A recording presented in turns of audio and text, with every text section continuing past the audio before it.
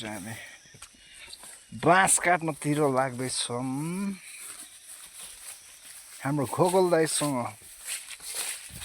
आजको हाम्रो टेन्डर चाहिँ बाँस काट्ने अनि घोचा काट्ने बार बार्ने टेन्डर परेको छ हाम्रो।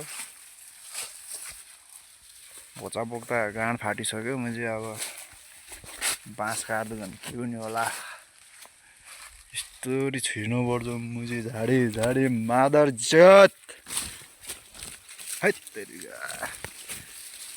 ओह कहाँ पुग्यो बुढो। अब यता बाघ चढ्ने भेटिन सक्छ,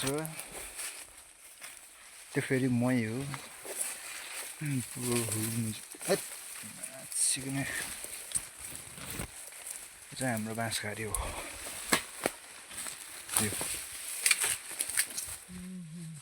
ठुलो छ बाँसघारी पनि। कुन काट्ने हो नि बुढो? निकाल्न सकिन्छ। यो तान्नै गाह्रो हुन्छ कि यो मुजी बाँस त। गाँड फाट्नेवाला छ अब। ल एकैछिन आइद गला।